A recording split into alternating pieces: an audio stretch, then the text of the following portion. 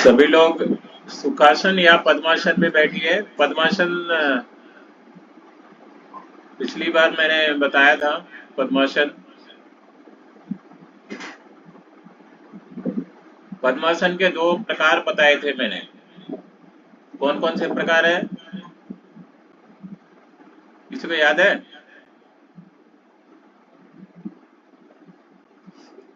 पद्मासन एक एक होता है अर्ध पद्मासन। अर्ध पद्मासन में क्या करते हैं?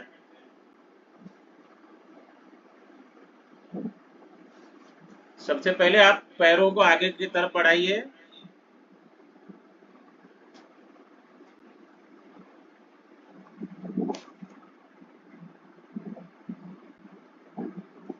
नहीं दिख रहा। हम्म?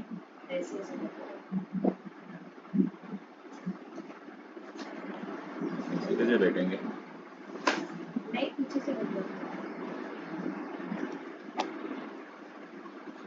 ये वायर है ना।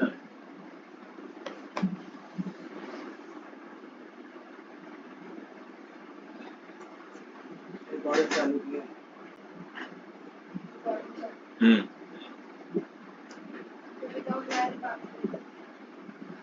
पैरों को इस तरह से आगे की तरफ कीजिए, जिसको हम लोग कहते हैं दंडासन। ये जो स्थिति है इसको हम कहते हैं दंडासन। ठीक है, पैरों को थोड़ा हिलाइए। अगर आपके पैरों में दर्द वगैरह है तो इस क्रिया से आप उसमें आराम पा सकते हैं। इसको हम लोग कहते हैं दंडासन। और अपने पैरों की उंगलियों को, पसलियों को थोड़ा हिलाए, थोड़ा घुमाए, उसको घुमाए।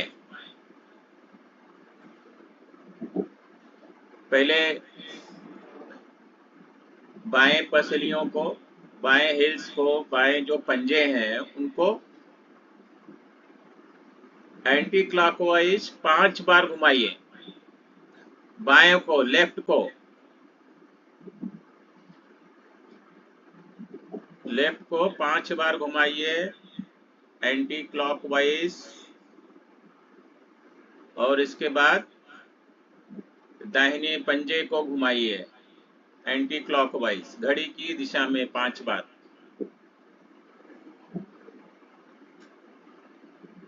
इससे क्या होता है, अगर पैरों में कुछ दर्द वगैरह है तो उससे आराम हो सकता है। और फिर जोर से ऐसा आप हिला सकते हैं पैरों को।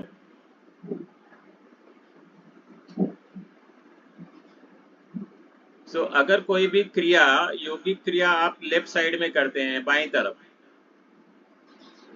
तो उतना ही समय आपको दाहिने तरफ भी करना पड़ेगा। दाहिने तरफ अगर कर रहे हैं तो बाएं तरफ भी करना पड़ेगा। क्यों करना चाहिए? क्यों करना चाहिए? बैलेंस करने के किसी को पता है?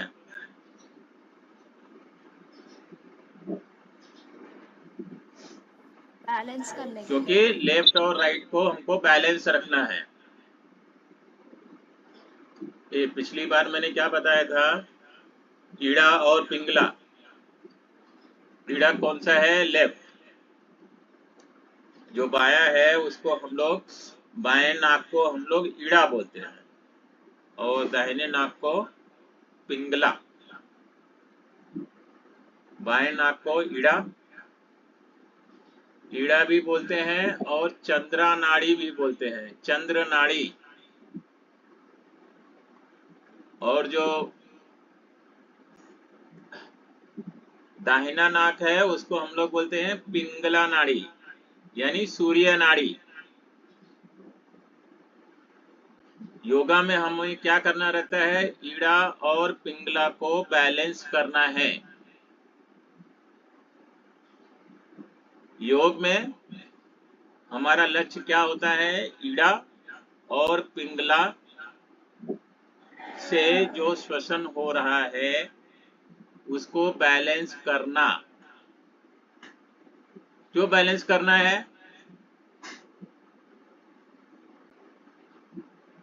क्योंकि अगर आप ध्यान देंगे, अगर आप ऐसा करो, अपने पंजे को, हाथों को नाक के नीचे रखिए, फिर आपको पता चलेगा कि मेरी दाहिनी नाक चल रही है ज्यादा या बाईं नाक ज्यादा चल रही है। कौन सी नाक चल रही है आपकी ज्यादा? कोई एक जन बताओ। राइट। आपकी जो सांस की हवा है आपको पंजे पे महसूस होगी, तो आपको पता चलेगा कि आपका दाहिना नाक ज्यादा चल रहा है या बायां नाक ज्यादा चल रहा है। ठीक है, बाएं नाक को हम लोग क्या बोलते हैं? ईड़ा। और दाहिने नाक को क्या कहते हैं? पिंगला। पिंगला जो है सूर्य नाड़ी है, सूर्य नाड़ी। ये जो है प्राण से संबंधित होती है, प्राणिक एनर्जी। और बायां नाक जो है ईड़ा, इसको चंद्र नाड़ी बोलते हैं, और ये मन से, मेंटल एनर्जी से संबंधित है। ठीक है, अगर आपका सूर्य नाड़ी ज्यादा चल रहा है, सूर्य नाड़ी ज्यादा चल रहा है, तो इसका मतलब है आपको फिजिकल एक्टिविटी कर सकते हैं अभी, क्योंकि ये प्राणिक एनर्जी से संबंधित है। ठीक है, अगर आपका बायां नाक, बायां यानी ईड़ा, चंद्र नाड़ी, उसमें से हवा ज्यादा आ जा रही है, तो इसका मतलब है आप मेडिटेशन में जा सकते हैं, आप शांत हैं, इसका मतलब होता है। ठीक है, तो कोई भी एक नाक जो है 1.5 घंटा चलती है, उसके बाद दाहिना नाक 1.5 घंटा चलती है, फिर से बायां नाक चलती है, और फिर 1.5 घंटे के बाद दायां नाक चलता है। दोनों एक साथ नहीं चलते। ठीक है,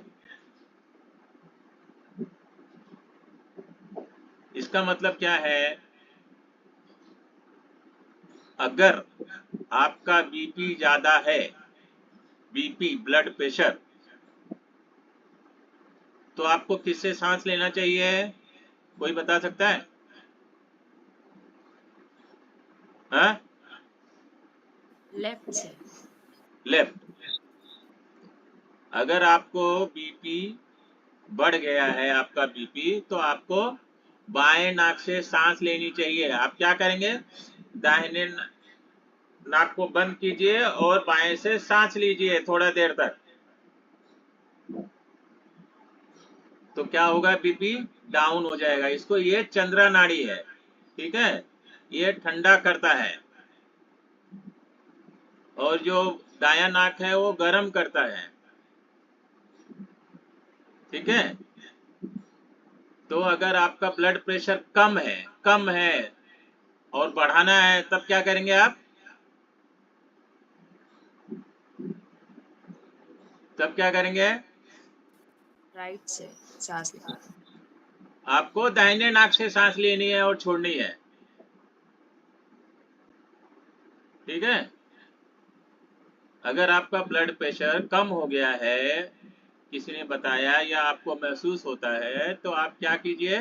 बाएं नाक को बंद कीजिए और दाहिने नाक से धीरे धीरे सांस लीजिए और छोड़िए, तो आपका बीपी बढ़ जाएगा। ठीक है, दूसरा है, अगर आपका वजन कम है शरीर का, आपके शरीर का वजन कम है, किसी ने बोला कि डॉक्टर ने अगर बताया कि शरीर आपका वजन कम है, आप बढ़ाइए, तो क्या करना चाहिए बताओ? कौन से नाक से सांस लेनी चाहिए?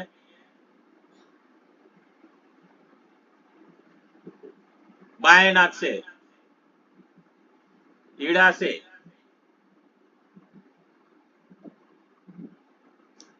अगर आपका वजन ज्यादा है और कम करना है,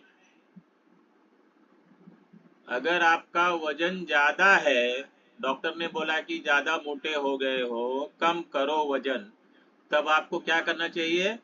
दाएं नाक से सांस लेनी चाहिए और छोड़नी चाहिए। बाएं नाक को बंद करने का और सांस लेके ऐसा 10-20 बार सांस लेने का, छोड़ने का। क्यों? क्योंकि ये प्राण है, ये गर्म है, ये क्या करेगा? ये बॉडी को कम करता है। मेटाबॉलिक फंक्शन जो है बॉडी के, वो उसको एक्टिवेट करता है दायां नाक। उससे क्या होगा? आपका वजन कम होगा। वजन बढ़ाना है तो बाएं नाक से लेना चाहिए, और वजन अगर घटाना है तो दाएं नाक से लेना चाहिए। कुछ समझ में आया? अगर आपको ज्यादा मेहनत का काम करना है, मेहनत का एक्टिविटी करनी है, दौड़ना है, हाँ, दौड़ना है, ज्यादा काम करना है, तो कौन सी नाक चलनी चाहिए? बताओ,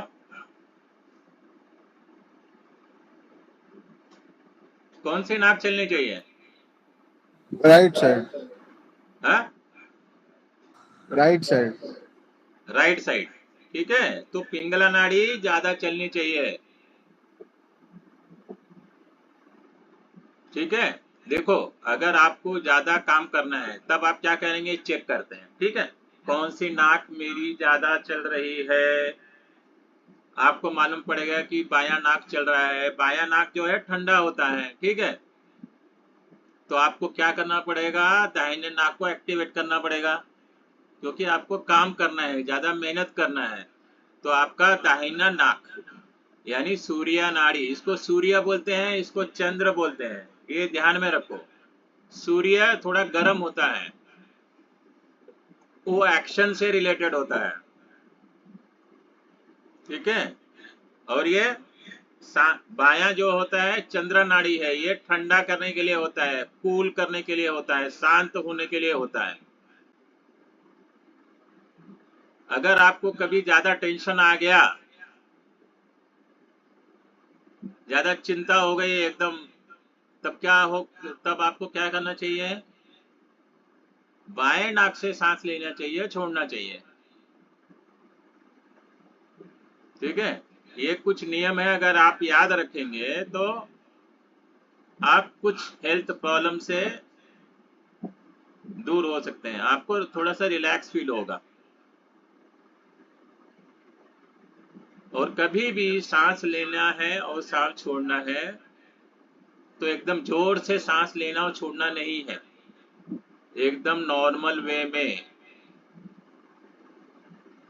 ठीक है, तो योगा में हम क्या करते हैं? बायां और दाहिने नाक का जो श्वसन है उसको बैलेंस करते हैं। ठीक है, इसीलिए अगर कोई भी योगासन मैंने लेफ्ट साइड में किया, जैसे मैंने लेफ्ट साइड में 5 बार घुमाया हाथ को, तो आपको दाहिने तरफ भी घुमाना चाहिए 5 बार। आपको समझा क्यों करना चाहिए? क्योंकि आपके बॉडी को आपको बैलेंस करना है। समझे? कोई डाउट है किसी को?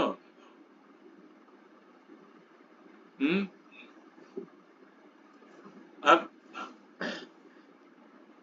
पैर को आगे की तरफ कीजिए। मैंने क्या बताया? इसको हम लोग बोलते हैं दंडासन। ठीक है, पैर को एकदम रिलैक्स रखिए, एकदम रिलैक्स रखिए। इसको हम लोग बोलते हैं दंडासन।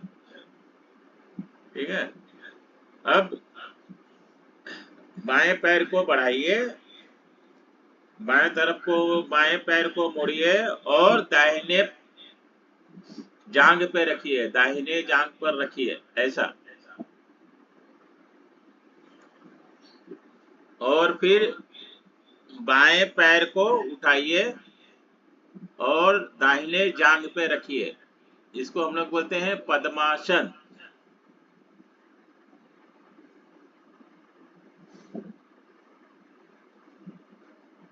ठीक है। पद्मासन थोड़ा सा डिफिकल्ट होता है, आप धीरे धीरे अगर प्रैक्टिस करेंगे तो फिर आपका जो हड्डियां है और जो मांस है, मसल्स है, थाई, ये सब फ्लेक्सिबल हो जाएंगे। वो धीरे धीरे फिर आपको अभ्यास हो जाएगा। देखो पद्मासन क्या होता है, पद्मासन में आपका बॉडी स्ट्रेट होता है, आपका पीठ और आपका हेड वो सीधा होता है अपने आप, और आपका बॉडी थोड़ा सा स्टेबल हो जाता है पद्मासन में, अपने आप होता है। इसलिए अधिकतर लोग, योगी लोग पद्मासन का उपयोग करते हैं, पद्मासन में बैठते हैं, क्योंकि पद्मासन में आपका पीठ और आपका सिर एक लाइन में हो जाता है अपने आप, ठीक है, और बॉडी आपका स्टेबल हो जाता है। अगर बॉडी स्टेबल होगा तब क्या होगा, उसका फर्क जो है माइंड पे पड़ता है, माइंड भी थोड़ा स्टेबल हो जाता है, ठीक है। तो ये इसको हम लोग बोलते हैं पद्मासन। अभी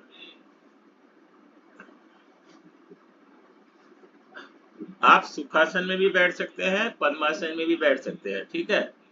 अब आप सुखासन में बैठिए और अभी हम लोग कपालभाति क्रिया करेंगे। कपालभाति कैसे करते हैं, इसको हम लोग क्या बोलते हैं, कौन सी मुद्रा है ये, ज्ञान मुद्रा। ज्ञान मुद्रा कैसे करते हैं, इसको ये जो उंगली है उसको ऐसा मोड़ना है,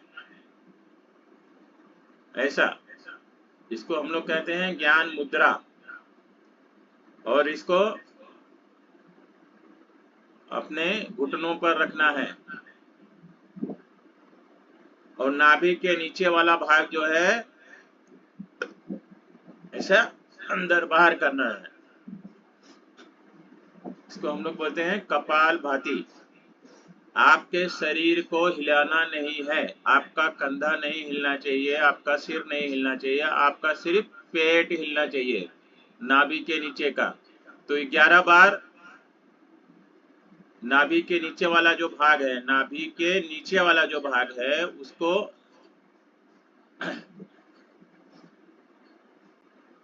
ठीक है।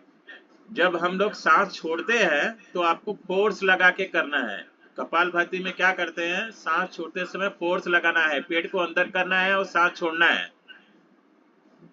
सांस लेते समय फोर्स नहीं लगाना है, सांस छोड़ते समय फोर्स लगाना है कपालभाति में, ठीक है। जैसे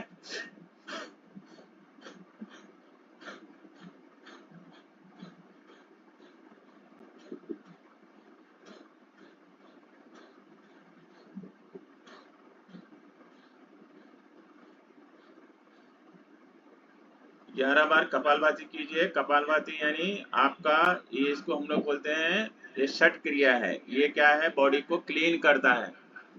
आपके रेस्पिरेटरी सिस्टम में, श्वसन क्रिया में कुछ प्रॉब्लम है, कफ है, अगर कफ वगैरह है नली में, श्वसन नली में, ये सब क्लियर होता है। इससे आपको अस्थमा में फायदा होता है। सांस से संबंधित कुछ बीमारियां हैं वो दूर होती हैं, ठीक है। देखो अगर आप कपालभाति ज्यादा करेंगे तो क्या होगा, आपका बीपी बढ़े आएगा, अगर बीपी का प्रॉब्लम है तो, समझे कुछ। आपका बॉडी गर्म हो जाता है, याद रखो, कपालभाति करने से आपका बॉडी गर्म हो जाता है। इसलिए जिनको बीपी का प्रॉब्लम है, जिनका ब्लड प्रेशर हमेशा ज्यादा रहता है, उनको नहीं करना चाहिए, ठीक है, बीपी।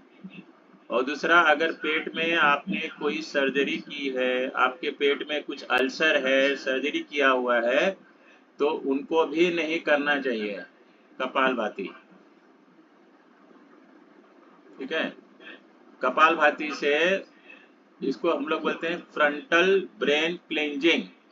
फ्रंटल ब्रेन क्लिंजिंग, यानी यहाँ पे जो भी प्रॉब्लम्स है वो सब निकल जाते हैं। ठीक है, ऐसा कपालभाति करने से।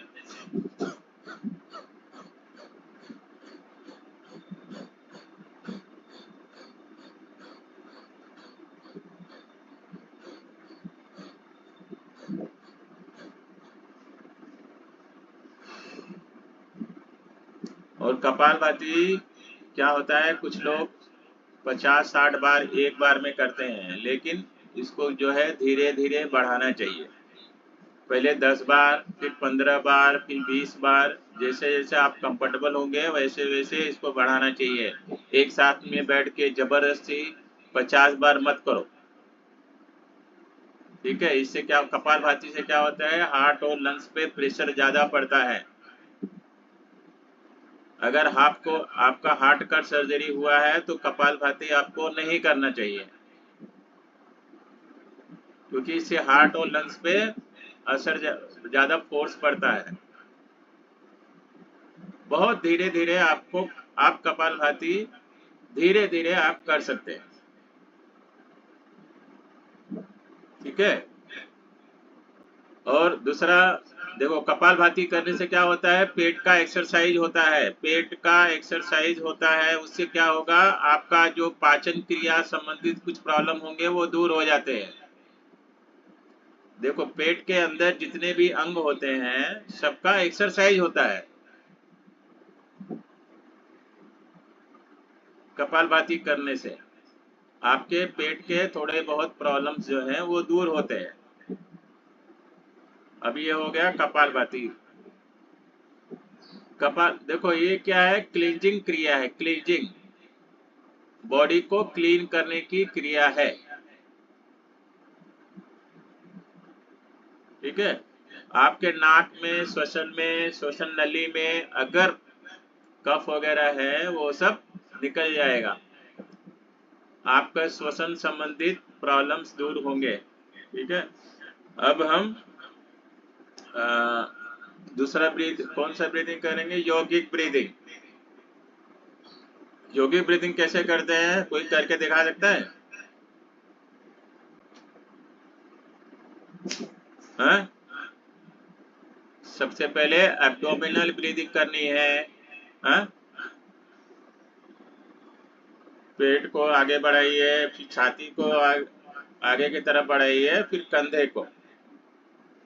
तो आपको एब्डोमिनल ब्रीदिंग, चेस्ट ब्रीदिंग और क्लेविकुलर ब्रीदिंग एक साथ करनी होती है। ठीक है, सबसे पहले आप एब्डोमिनल ब्रीदिंग कीजिए।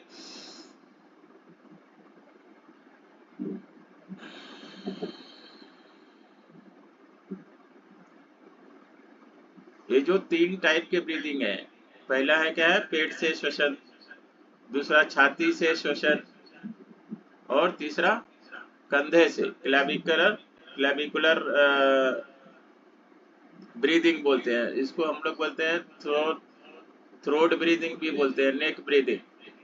ठीक है, ये 3 टाइप का ब्रीदिंग जो है इसको आपको एक साथ करना है। एक साथ क्यों करना है, किसी को पता है क्यों करना चाहिए?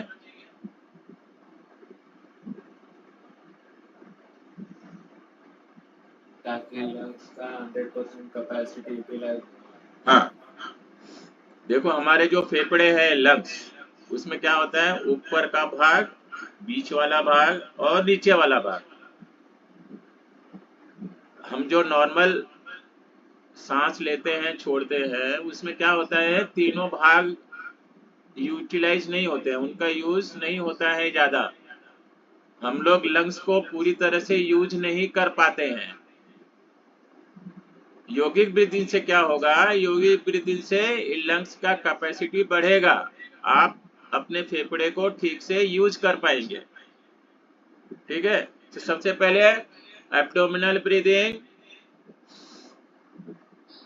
फिर छाती को आगे बढ़ाइए, फिर कंधे को आगे बढ़ाइए।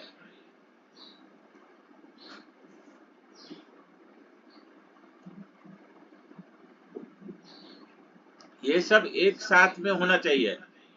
पहले पेट आगे आना चाहिए, फिर छाती, और फिर कंधे को थोड़ा सा ऊपर की तरफ करने का, बस कंधे को थोड़ा सा ऊपर करने का। फिर क्या करने का, कंधे को नीचे की तरफ करने का, छाती को अंदर की तरफ करने का, और पेट को अंदर की तरफ करने का। ये एक चक्कर हुआ, ठीक है। इसी तरह से आप 5 बार कीजिए योगिक ब्रीदिंग, 5 बार करने का कोशिश कीजिए। देख, योगिक ब्रीदिंग के लिए थोड़ा प्रैक्टिस करना पड़ता है, अभ्यास करना पड़ता है, ठीक है। और इतनी जल्द थोड़ा अभ्यास करने के बाद ही ये परफेक्ट होता है, इसमें थोड़ा टाइम लगता है। 5 बार कीजिए।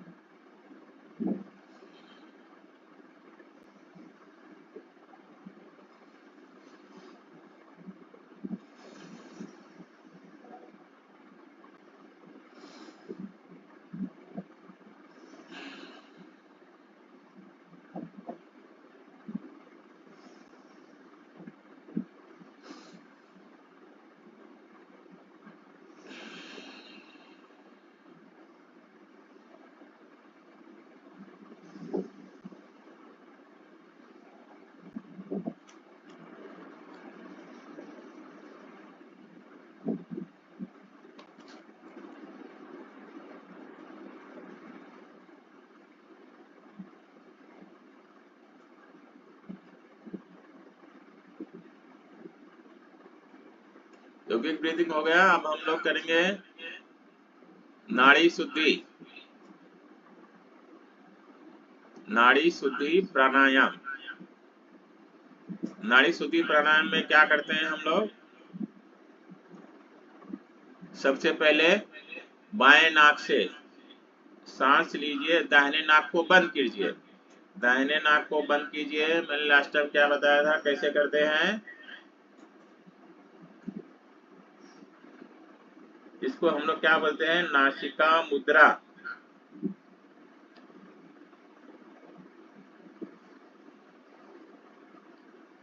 दाहिने नाक को बंद कीजिए और बाएं नाक से 5 बार सांस लीजिए और छोड़िए। बाएं नाक से 5 बार सांस लीजिए और छोड़िए। इसके बाद बाएं नाक को बंद कीजिए और दाहिने नाक से 5 बार सांस लीजिए और छोड़िए।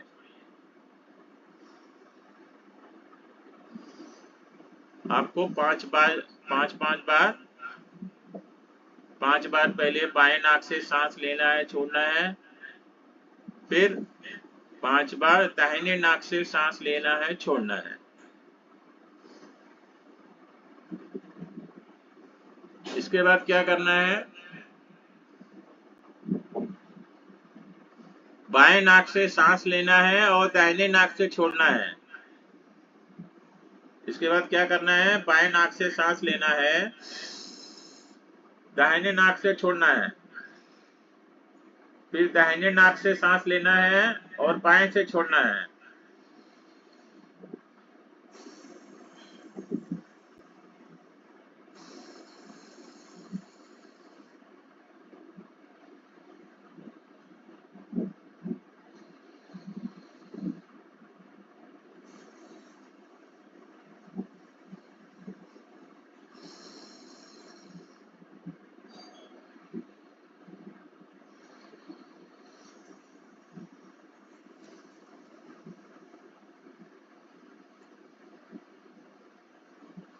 आपको क्या करना है, बाएं नाक से सांस लेना है, दाहिने नाक से छोड़ना है, फिर दाहिने नाक से सांस लेना है, बाएं से छोड़ना है।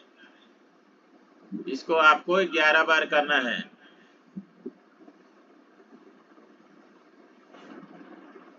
नाड़ी शुद्धि से क्या होता है, प्राण की जो 72,000 नाड़ियां होती हैं उनकी शुद्धि होती है, वो क्लीन होती है, ठीक है। इसलिए नाड़ी शुद्धि प्राणायाम बहुत ही इम्पोर्टेंट है, महत्वपूर्ण है, ये हमें करना चाहिए। इसको हम लोग बोलते हैं नाड़ी शुद्धि प्राणायाम।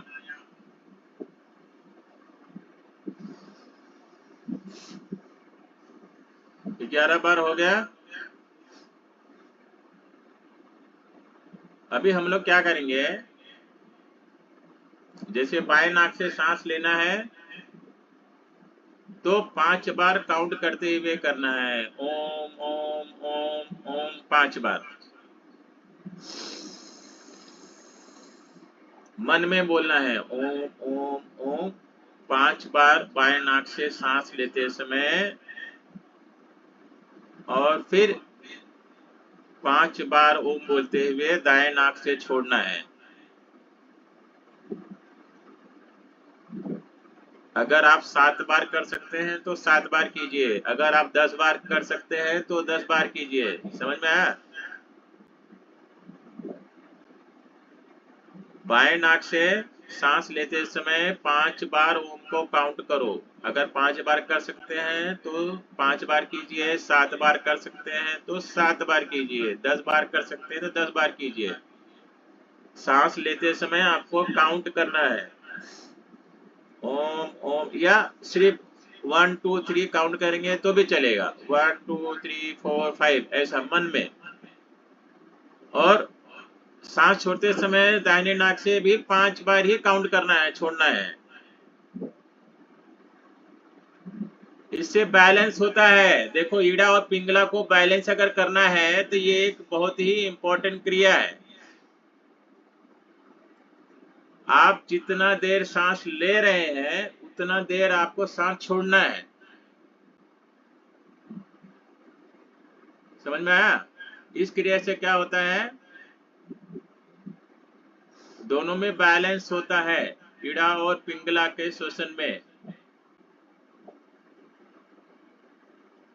ठीक है।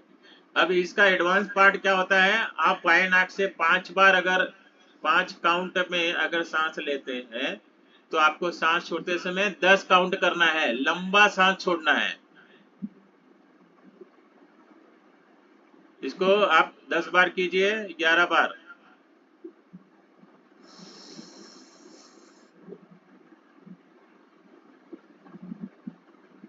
बाएं नाक से सांस लेते समय 5 काउंट कीजिए, फिर दाहिने नाक से छोड़ते समय 10 काउंट कीजिए। उतना काउंट तक आपको सांस को छोड़ना है। देखो, एक्चुअल प्रॉब्लम क्या होती है, जब हम नॉर्मली सांस छोड़ते हैं तो फेफड़े का, लंग्स का पूरा हवा बाहर नहीं निकलता है। कुछ हवा जो है हमारे फेफड़े में ही रह जाती है। ठीक है, इसीलिए देखो, मैंने पिछली बार क्या बताया था, हमारी सांस जो है थोड़ी सी गहरी होनी चाहिए, लंबी होनी चाहिए, उसमें स्लो होनी चाहिए, उसमें एक रिदम होना चाहिए। रिदम। देखो, जब आपको गुस्सा वगैरह आता है तब सांस क्या होता है, जोर से चलना शुरू हो जाता है। जब आपको गुस्सा आता है, जब आपको टेंशन आता है, तब आपका सांस जो है जोर से चलता है। नॉर्मली क्या होता है, 15 बार हम लोग सांस छोड़ते हैं और लेते हैं और छोड़ते हैं। 15 से 20 बार हम लोग सांस लेते हैं और छोड़ते हैं। अगर आपको गुस्सा वगैरह आ जाता है, टेंशन में आप आ जाते हो, उसमें सांस बहुत जोर से ऊपर नीचे होती है, तब ज्यादा बार होता है। ठीक है। तो हमारी सांस की जो क्रिया है उसको आपको स्लो करना है, उसको धीमा करना है, गहरा करना है, और एक रिदम में होना चाहिए, एक रिदम होना चाहिए।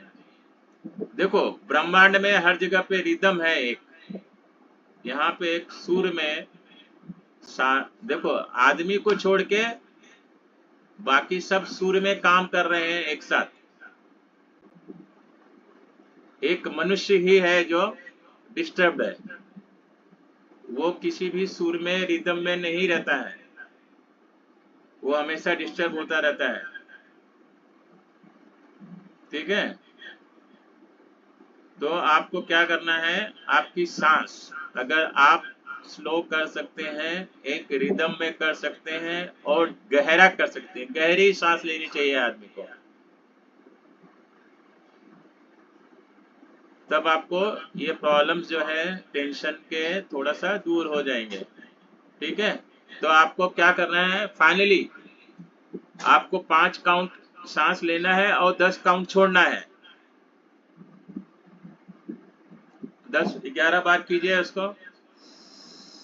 और फिर दाहिने नाक से 5 बार काउंट करके सांस लेना है और बाएं नाक से 10 काउंट छोड़ना है। इसको आप 11 बार कीजिए।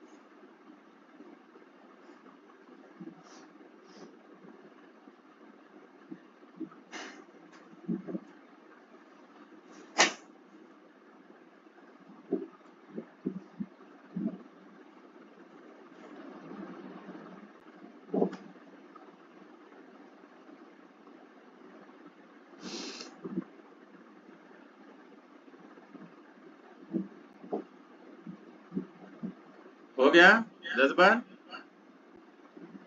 अभी हम लोग भ्रामरी प्राणायाम करेंगे। भ्रामरी प्राणायाम क्या होता है, आपको सांस लेनी है और सांस छोड़ते समय क्या करना है, जो बी होता है ना, फीमेल बी यानी मादा मधुमक्खी, वो कैसे आवाज करती है सांस छोड़ते समय, उसी तरह से आपको सांस छोड़ते समय आवाज करना रहता है। देखो,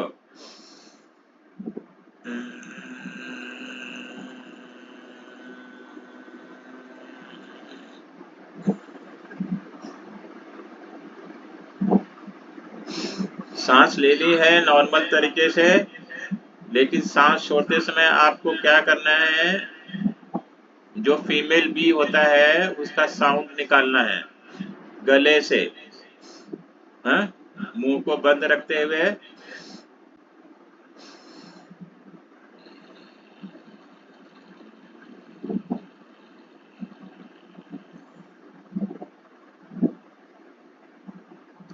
ये साउंड क्यों निकालना है पता है आपको, याद है मैंने क्या बताया था पिछली बार,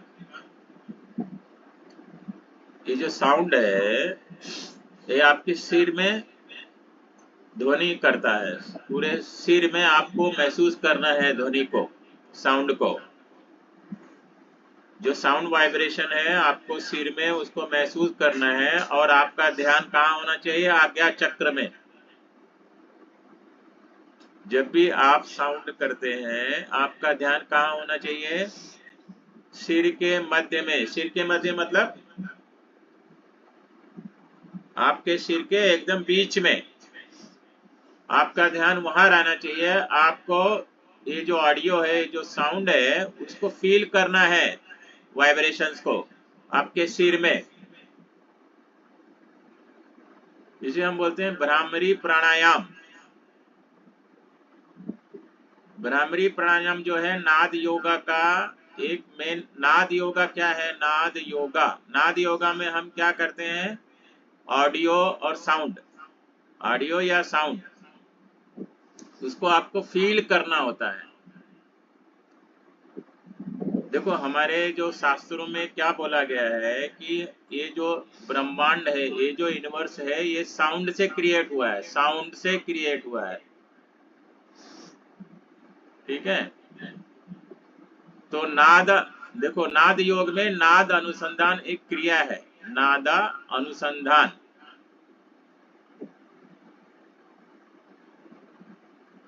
तो नाद अनुसंधान में हम लोग भ्रामरी प्राणायाम का उपयोग करते हैं साउंड को फील करने के लिए, ऑडियो को। अगर आप उसको फील करेंगे, देखो आपका भ्रामरी प्राणायाम करते समय आपका ध्यान कहाँ होना चाहिए? सिर के मध्य में। सिर के मध्य में क्या होता है? आज्ञा चक्र। आज्ञा चक्र क्या है? आज्ञा चक्र एक एनर्जी सेंटर है, एक चक्र है।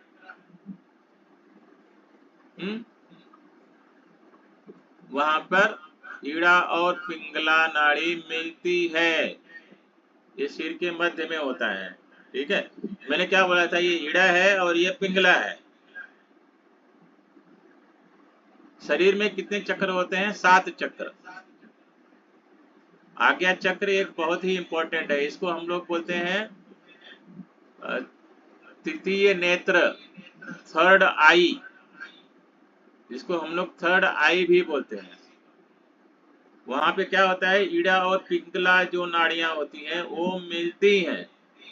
नाड़ी क्या होती है? जो प्राण एनर्जी को लेकर जाती है पूरे बॉडी में। ठीक है, नाड़ियां क्या होती हैं? जो प्राण को पूरे बॉडी में हर जगह पे, हर ऑर्गन में लेकर जाती है, वो नाड़ियां होती हैं। उसमें ईड़ा और पिंगला एक मेन नाड़ी है, ये 2 नाड़ी है, ईड़ा और पिंगला। आज्ञा चक्र में ईड़ा और पिंगला दोनों मिलती हैं। दोनों मिलेंगी कब? जब बैलेंस हो जाएगा आपका ब्रीदिंग सिस्टम। जब बैलेंस हो जाता है तब आपका आज्ञा चक्र को आप फील कर सकते हैं। ठीक है, तो आज्ञा चक्र का जागरण करने के लिए, आज्ञा चक्र को जगाने के लिए, एक्टिवेट करने के लिए हम लोग भ्रामरी प्राणायाम का उपयोग कर सकते हैं। समझ में आया? मैंने क्या कहा? सांस छोड़ते समय आपको फीमेल बी का साउंड करना है, और जो साउंड वाइब्रेट होता है पूरे सिर में उसको फील करना है, और ध्यान जो है एकदम सिर के मध्य में रखना है, जिसको हम लोग बोलते हैं भ्रामरी प्राणायाम। इसको 5 बार कीजिए भ्रामरी प्राणायाम। आपको सांस लेते समय साउंड नहीं करना है, सांस छोड़ते समय करना होता है। ठीक है, और आपका ध्यान जो है आज्ञा चक्र में होना चाहिए। आज्ञा चक्र कहाँ होता है? ये दोनों आंखों के बीच में, इधर पीछे सिर के एकदम बीच में। ठीक है, इसको 5 बार कीजिए।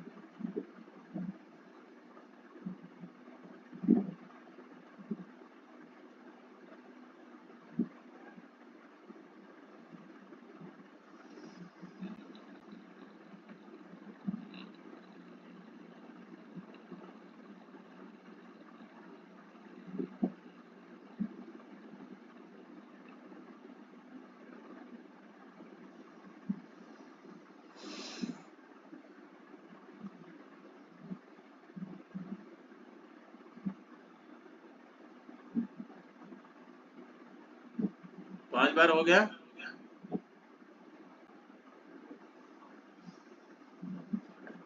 अच्छा, सबके पास योगा मैट है कि नहीं? आप सभी लोग पीठ के बल लेट जाइए। अभी हम लोग सीखेंगे शवासन।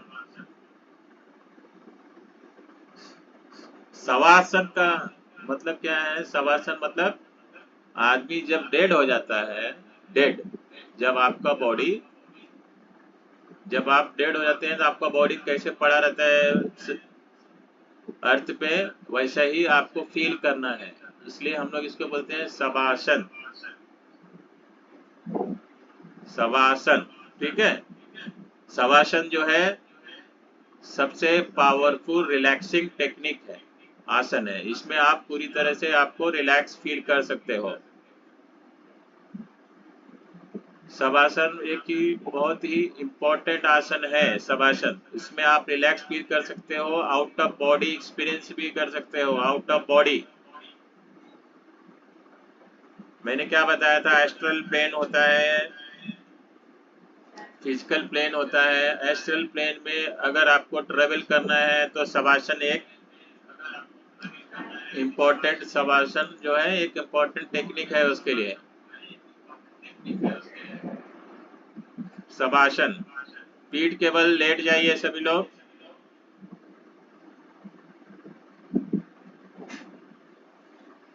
पीठ के बल लेट जाइए एकदम रिलैक्स होके। पैर को फैला लीजिए।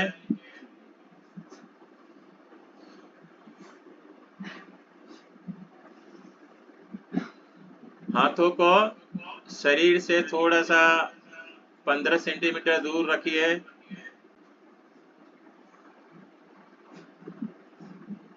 शरीर से दूर रखना है दोनों हाथों को, 15 15 सेंटीमीटर दूर रखना है। और दोनों पैरों के बीच में गैप होना चाहिए। ये तुम तकिया हटा लो वहां से।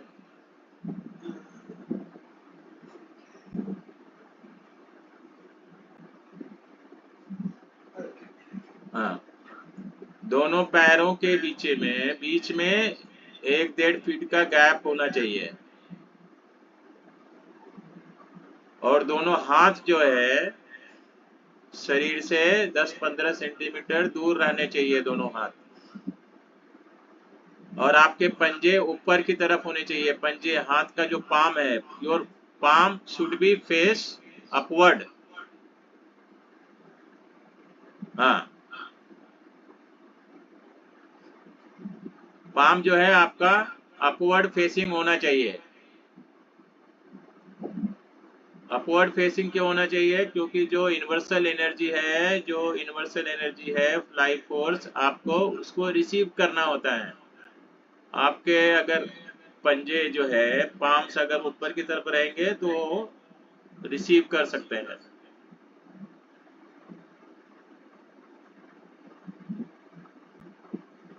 अभी आप सिर से शुरू कीजिए। अगर आपके सिर में भारीपन लग रहा है तो उसको रिलैक्स करिए, रिलैक्स हो जाइए पूरी तरह से। आपके फेस पे अगर कोई टेंशन है, कुछ है, तो एकदम आपके फेस में जो मसल्स है उसको रिलैक्स कीजिए। आपका जो बायां हाथ है पूरा, अगर वहां पे कहीं पर आपको टेंशन फील हो रहा है तो उसको रिलैक्स कीजिए। फिर बायां पैर को, बायां जांग को, बायां घुटने को, वहां पे ध्यान देते रहिए और उसको रिलैक्स फील कीजिए। आपका जो बाएं पैर की उंगलियां हैं, अंगूठे हैं, पंजे हैं, उनको फील कीजिए। आपको अपने शरीर को बिल्कुल भी हिलाना नहीं है, बिल्कुल रिलैक्स हो जाइए। अब इसी तरह से आपको दाहिने पार्ट को, आपके बॉडी का जो दाहिना पार्ट है उसको रिलैक्स करना है। जैसे दाहिने कंधे को रिलैक्स कीजिए, दाएं पैर को रिलैक्स कीजिए, राइट पैर को, राइट जांग को, कमर को, पीठ को, दाहिने हाथ को, दाहिने हाथ के पंजे को, दाहिने कंधे को, पूरे पीठ को रिलैक्स कीजिए। आपको फील करना है कि आपका शरीर जो है, आपका शरीर जो है धरती में धरती से सटा हुआ है एकदम, वजन आपके शरीर का धरती पर, पृथ्वी पर पड़ रहा है। आपका बॉडी जो है पृथ्वी के अंदर जा रहा है थोड़ा सा, आप उसको फील कीजिए। आपको माइंड में क्या करना है कि आपके बॉडी का वेट पृथ्वी पे पड़ रहा है, ये फील करना है, एकदम रिलैक्स हो जाइए।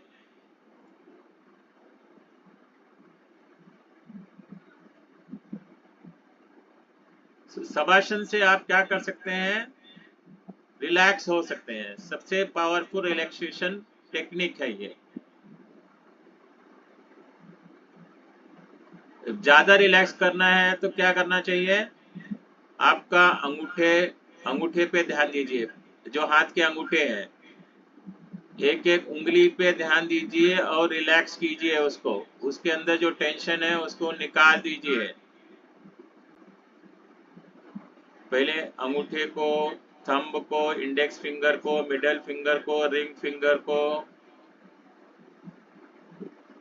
फिर पाम्स को, पाम्स को फील कीजिए। पाम्स में अगर टेंशन है उसको रिलैक्स कीजिए। फिर जो जॉइंट है उसको रिलैक्स कीजिए। फिर बाएं पैर, बाएं हाथ को, हाथ के जॉइंट को, कंधे को, पूरे बॉडी पे आपको क्या करना है, एक के धीरे धीरे ध्यान लेके जाना है अपने। देखो मैंने एक बार क्या बताया था, जहां जहां माइंड जाता है वहां वहां प्राण जाता है। आप मन को जहां जहां लगाते हैं वहां वहां प्राण भी अपने आप पीछे पीछे जाता है उसके।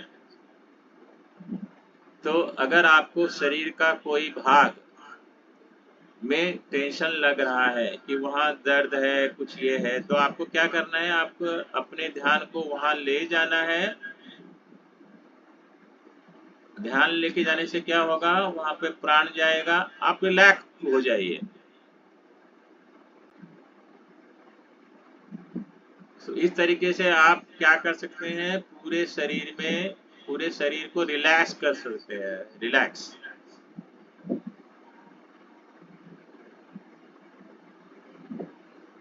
ठीक है, इसको हम लोग बोलते हैं शवासन। ये सबसे लास्ट में किया जाता है शवासन। क्यों किया जाता है, अगर आपका शरीर थक गया है, आपको एनर्जी जो है ज्यादा चली गई है आपकी, उसको रिगेन करना है, तब आप शवासन कर सकते हैं। शवासन से क्या होगा, रिलैक्सेशन होगा, आपका माइंड भी रिलैक्स हो जाएगा, आपको अच्छा फील होगा।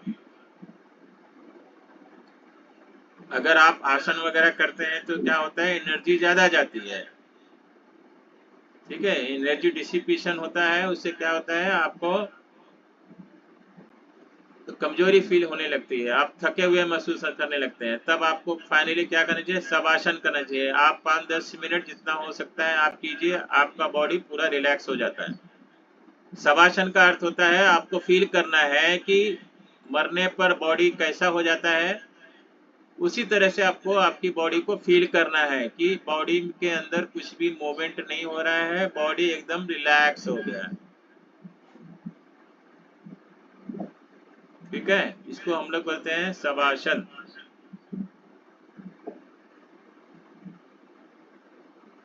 ठीक है, अभी कोई बता सकता है हम लोग ने क्या क्या सीखा है ये पूरे सेशंस में।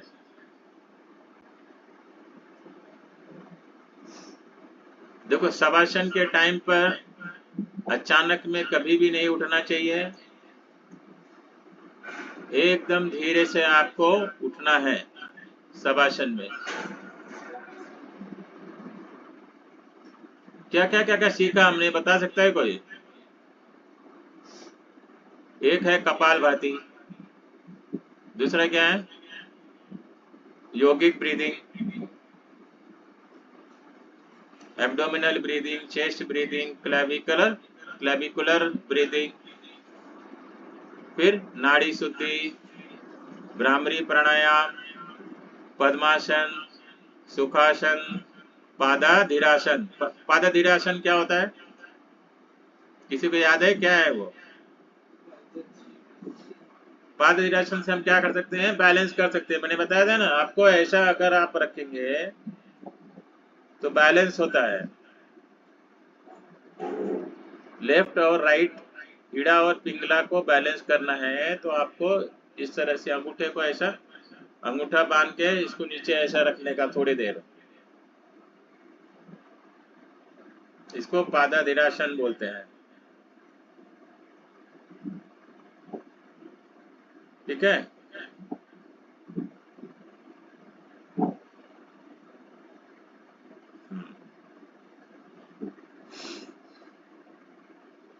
अच्छा किसी को कोई प्रश्न पूछना है? हेलो, नहीं? तो हम लोग स्टॉप करते हैं यहाँ पे। बाकी का कल हम लोग सवेरे 8 बजे मिलते हैं फिर। थैंक यू, सभी को धन्यवाद।